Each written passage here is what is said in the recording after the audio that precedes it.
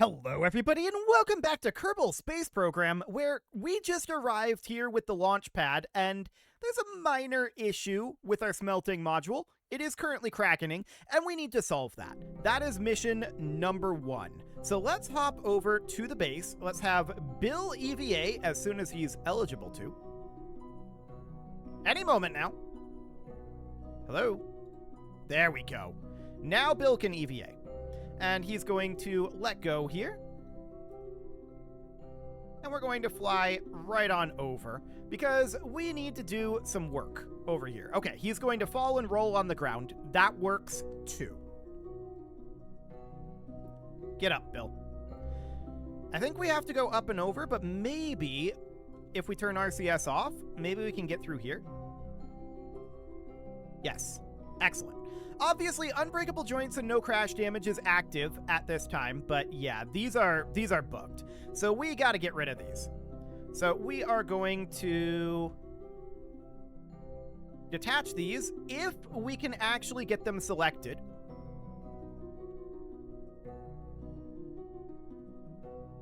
And if we're in range. There's one. There's two. Okay, that will make things better, but it's not fixed yet. Get up, Bill.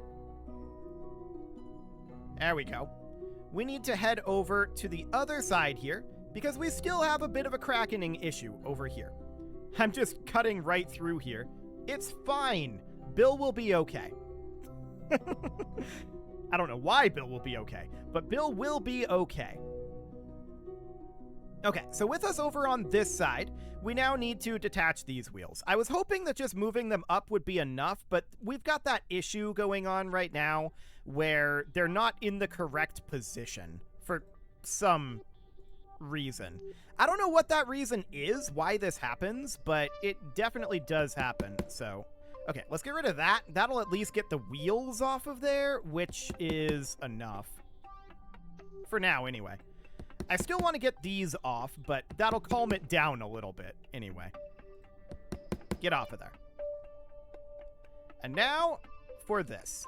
This is going to be a little awkward. It's very much clipping into things. We may have to take just the wheels off for now to get things to settle down. I think we're out of range. Okay, come on, Bill. Okay, that's one of the wheels removed. Now for the other one. You know what I'm thinking?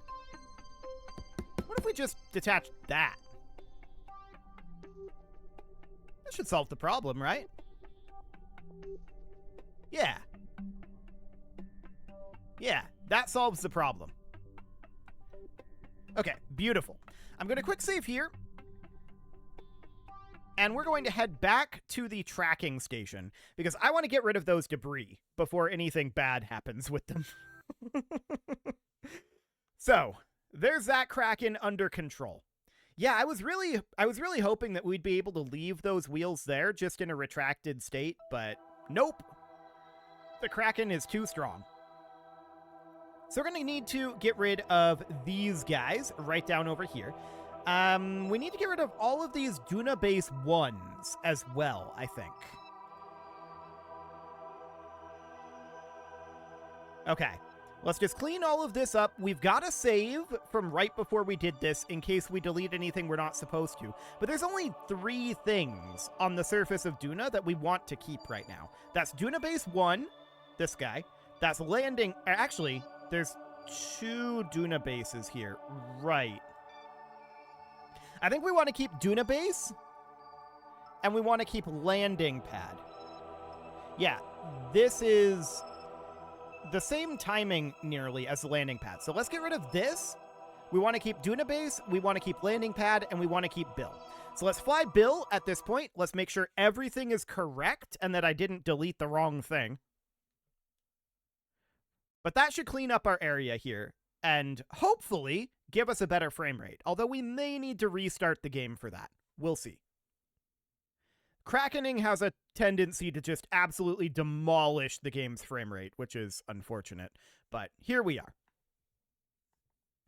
So let's get this loaded in and take a look at what we've got here. We should still have our pad rover, we should still have our base, and we should still have Bill, but nothing else.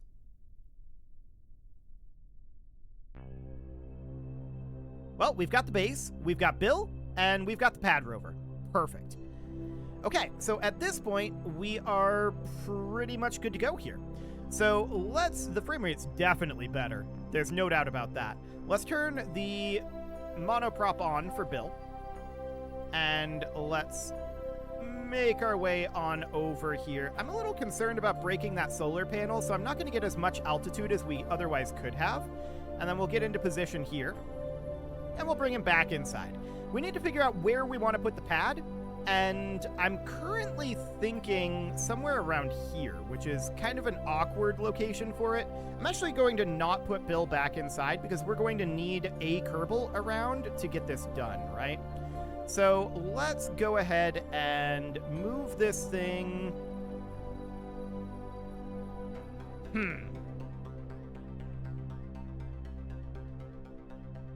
Control from here.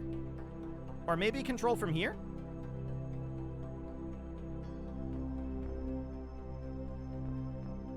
We've got the issue with the wheels going the wrong directions again.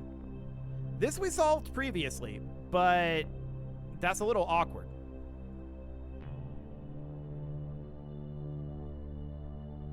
Because this shouldn't be back in a broken state. Let's try rotating this guy over to be at 90 degrees and see what happens. It was in a broken state at 90 degrees previously, but maybe it's in a broken state when it's fully up now.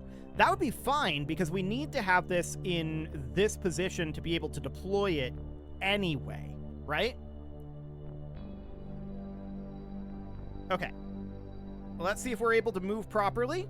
Well, we can turn like this. That'll allow us to go downhill over to this side anyway. And then we can steer around and then maybe go downhill over here. I don't know. Our wheels are definitely not in their correct orientation here. That's for sure. And our reaction wheel is not correct either. But that's fine-ish. This thing is definitely a little bit broken, but it's working for what we need it to do for now.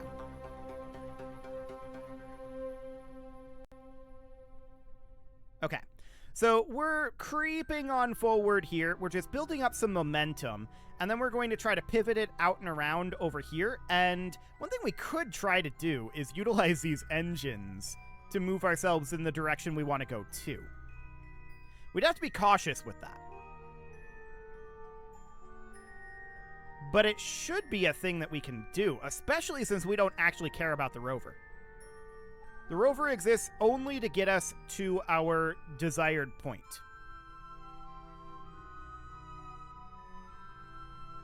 So let's just bring this out and around.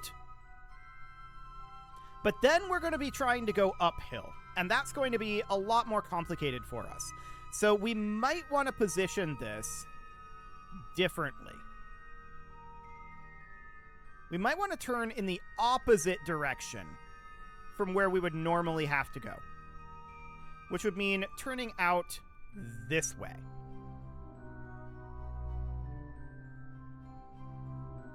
Because that way we can use our engines to pull ourselves up this hill without having to deal with our brakes being in the wrong orientation.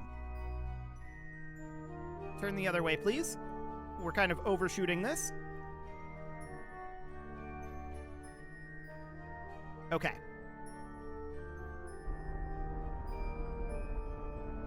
Something kind of like that. Then we can use our rocket engine to accelerate us this way. We want to be careful with how fast we get going here. We're already going kind of fast. So let's turn those off.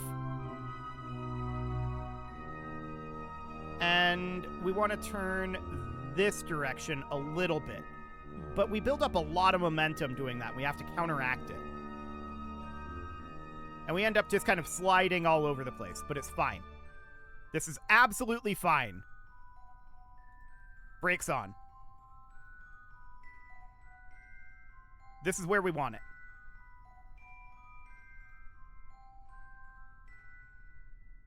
That's almost perfectly where we want it. I love it.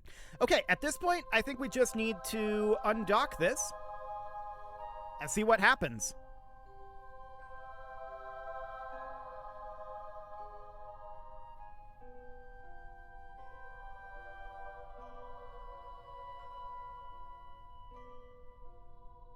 Well, now. That's interesting.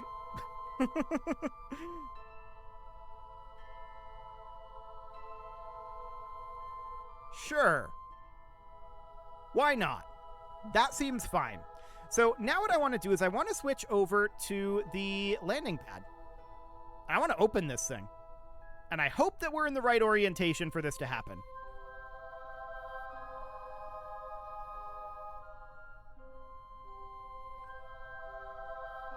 Okay.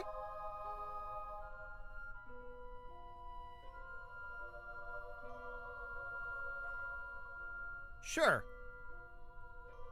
I can live with this positioning. Is it perfect? No. But is it convenient? Yes. So at this point, we don't need the rover anymore. The rover is done. But we do need to hop over to Bill, because Bill needs to attach this. So I'm just going to attach it right here, I think, and that'll be absolutely fine. So that'll give us our pad, and then we can start our construction over here. That will be absolutely delightful. So how do we have to do this? This is in the inventory here, I think.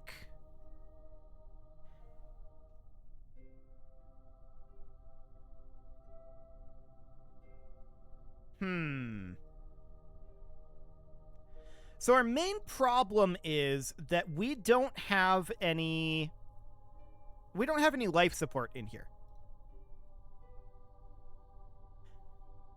But it's in our vehicle inventory. So if we go in here, no. I know for a fact that I put the parts that we needed in here.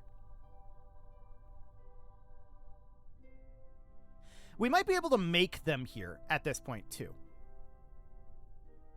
That's a theoretical possibility.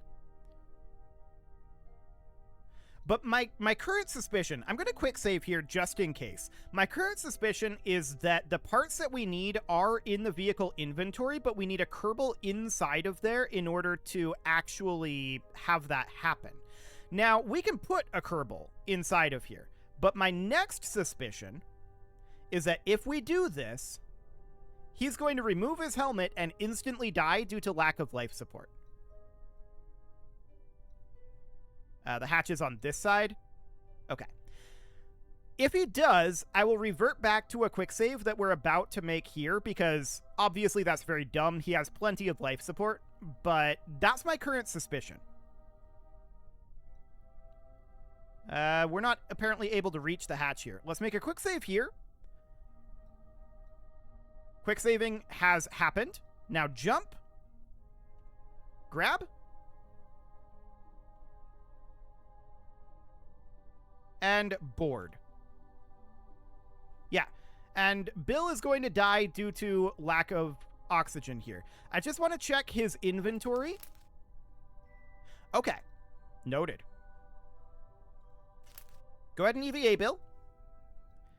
It seems like he has a little bit of a grace period, but we got to get him back inside the main base right now.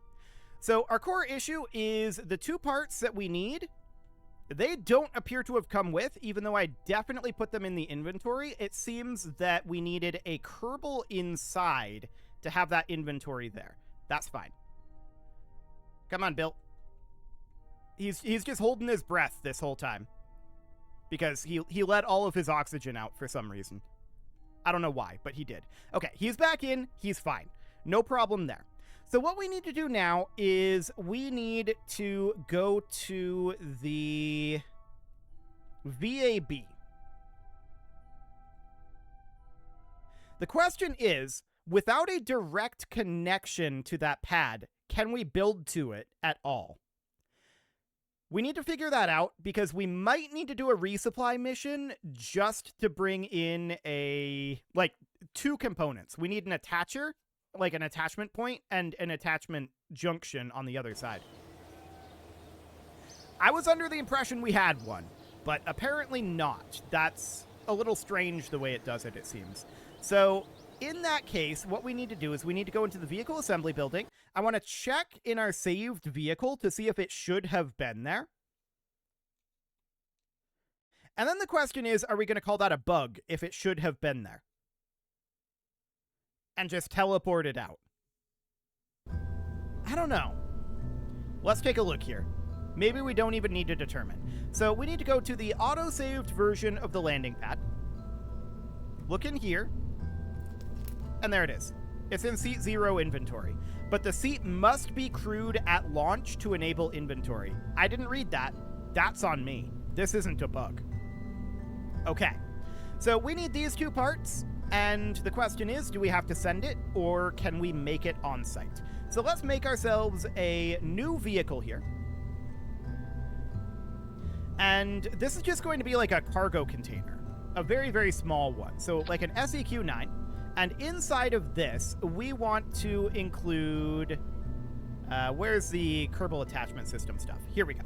We want to include a resource transfer station, and we want to include a joint socket. That's all we need. That's all we need right there. So let's go ahead and save this as the CAS stuff. There we go.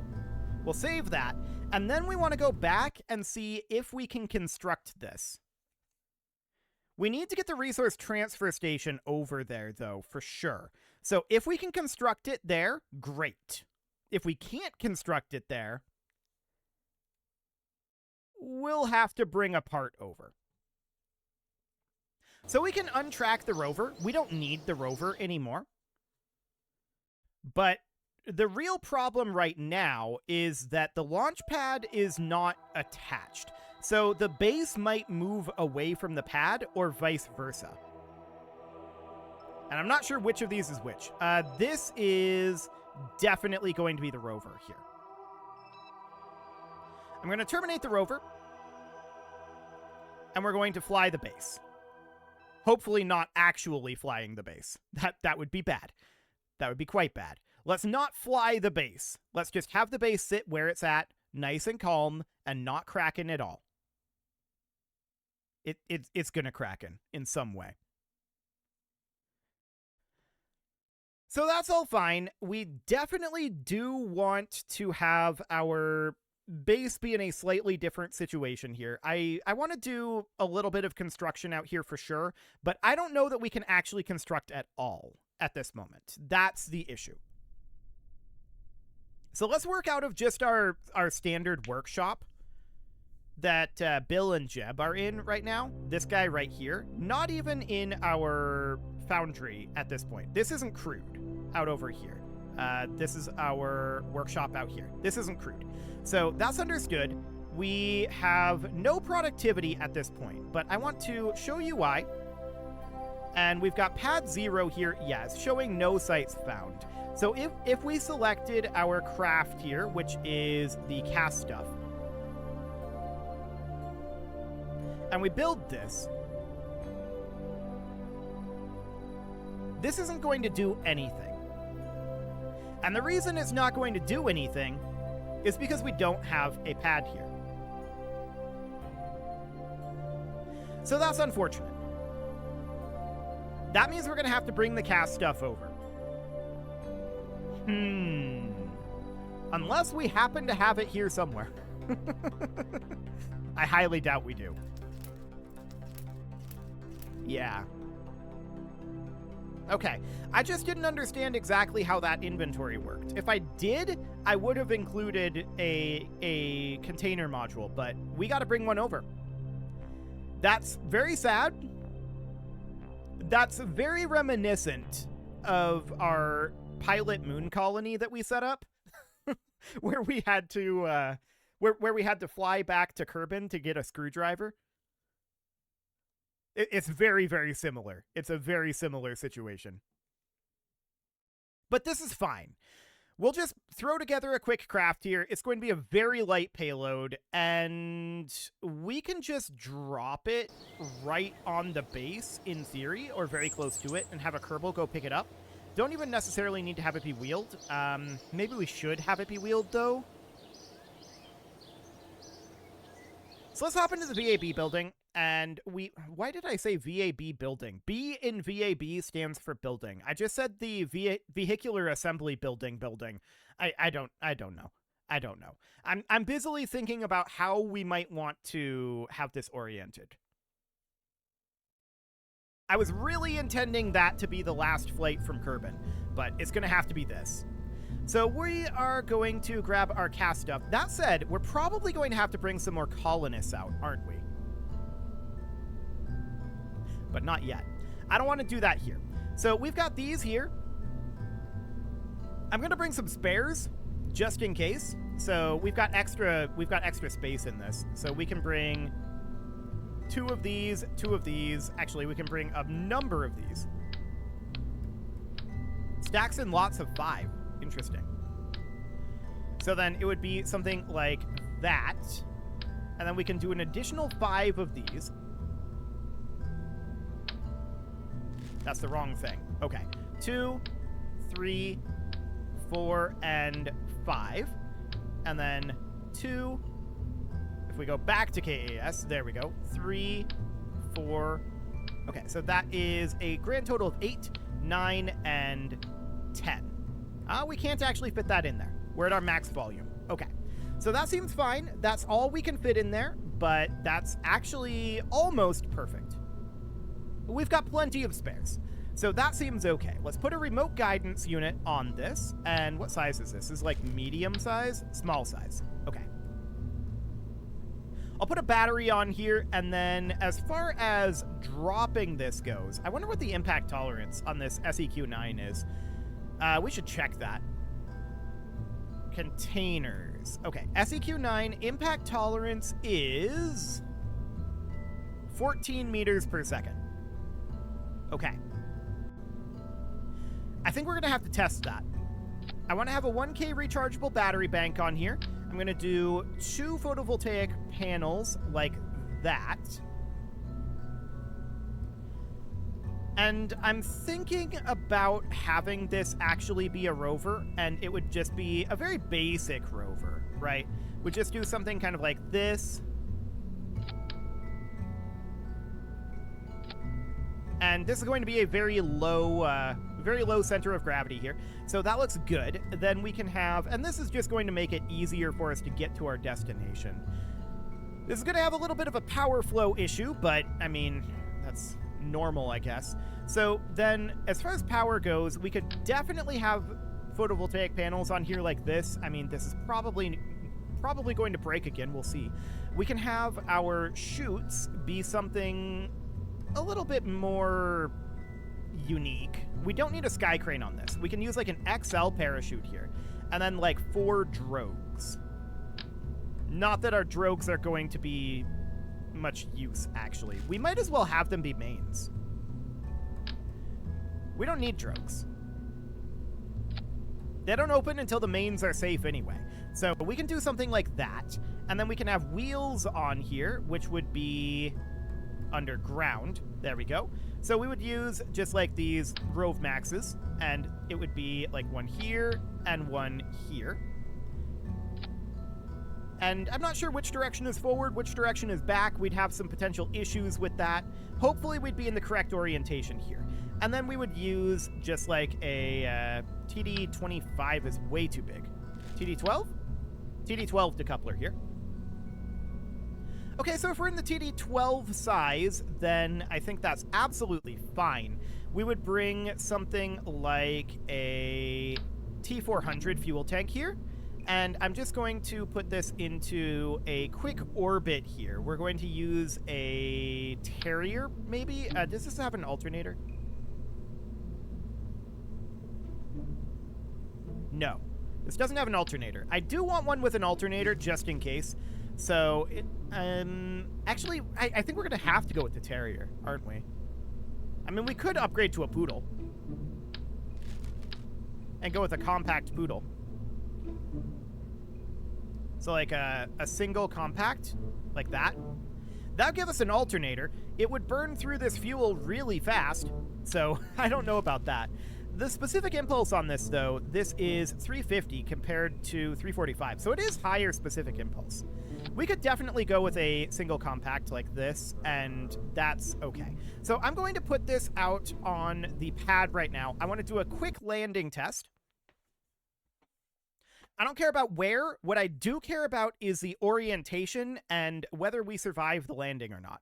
Whether our wheels survive and whether we land directly on the... well, actually, it's really just the wheels and whether we're in the right orientation. We're not going to be able to flip this around the way we were able to with the launch pad. So if we don't land in the right orientation, that's a significant problem, and we'll have to fix that. Okay, so let's just put this up in a very low orbit around Duna real quick here. So we're just going to test this quick Duna and set it down to 0, set orbit. That puts it at the minimum safe, and we're just going to hop on in. So let's go to surface velocity minus. There we go. And I'll activate this engine. And let's bring this periapsis right on down to a landing position. Something kind of like that. Okay, surface velocity minus. We're definitely going to want to have our solar panels extended for now.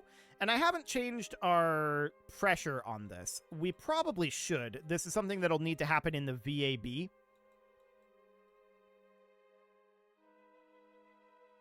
Okay, there we go. And let's warp forward until we enter the atmosphere. So obviously this fuel is going to be changed around. We're probably going to have more fuel for this stage, and we'll then have a booster stage to get us up into orbit and get us going. But this is basically all we're going to need for this particular vehicle. It's going to be very small in comparison. So we're going to warp forward as quick as we can here. Okay, we're in Atmo now, so we're going to need to retract these solar panels. And physics warp forward. We'll keep an eye on our electric charge. I don't expect that to be a significant issue. And obviously this staging is, you know, it is what it is. So let's bring this on in. We're moving pretty slowly, and that is, of course, the goal. We're actually right over our base, or slightly over it. It's like back over here. But that doesn't matter. We don't care about where we're coming in. We just care about the actual speed on impact. I'm testing to see if these chutes are powerful enough for this.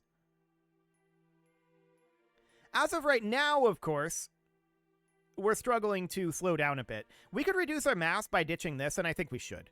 So we'll go ahead and do that. That has a lot of fuel in it, and that pains me to do, but it's a simulation. So this is fine for now. And you can see, with all that mass gone, we're slowing down way faster, which is ideal.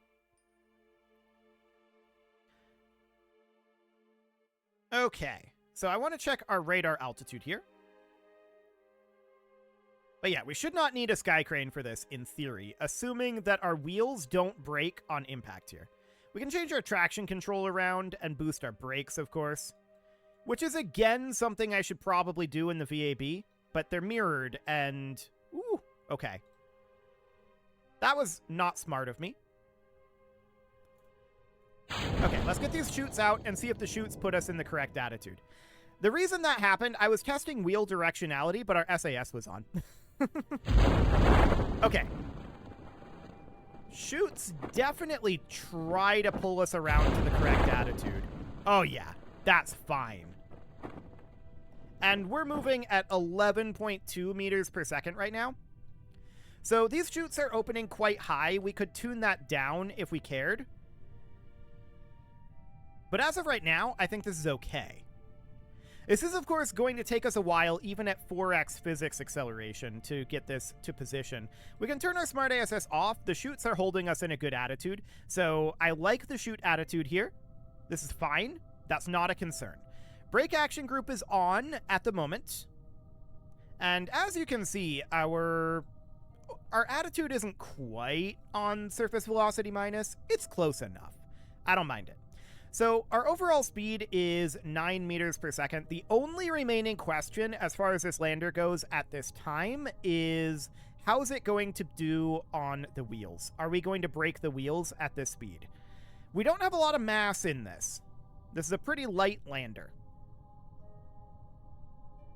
So as long as the wheels don't break, we should be fine.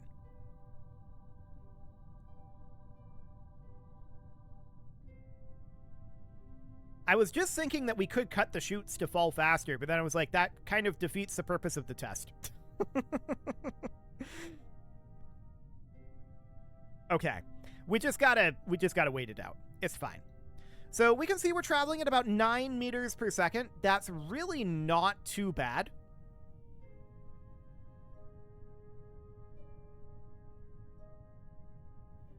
Under 9 meters per second. We're going to come down in this, mildly awkward place, but it should be relatively fine. We'll see how this goes. We're, of course, going to be landing in a substantially better location than this, ideally, in the real flight. But for now, let's see.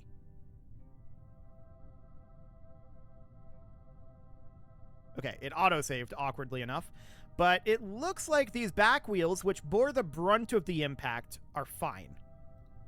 Yeah. The wheels are all A-okay. Turning is inverted, but fine. And acceleration and deceleration is also inverted, but fine. I can just look at it from here, and it's no longer inverted. So let's do a quick stress test on the center of gravity here, and I'm going to show you why having a low center of gravity is useful, if you're unaware. So we're building up a lot of speed. There we go. And then we want to turn. And see, it tips like that. And that's expected. But with a low center of gravity, see how likely it is that we land upright? Boom. And that's without SAS. That's why we like a center of gravity like this. Absolutely magnificent. Well, it is time to put a cut in here, so I'm going to revert this back, and I'm going to go ahead and do that. You can leave your offerings to the engagement gods in the form of likes, comments, subscribes, and bell ringings, and a very special thank you to all of the channel members for making this video possible, including ALS Gamer, Dark Horse, Ethan Feldman, Upper Cumberland Gamers, Nick Smarty, Dimitri H, Punching the Microphone, The Lounge STL, Rornaz, and all the rest. And of course, you. Thank you for watching. If you'd like to support the channel, you can click the join button down below the video, and as always, I will see you all next time.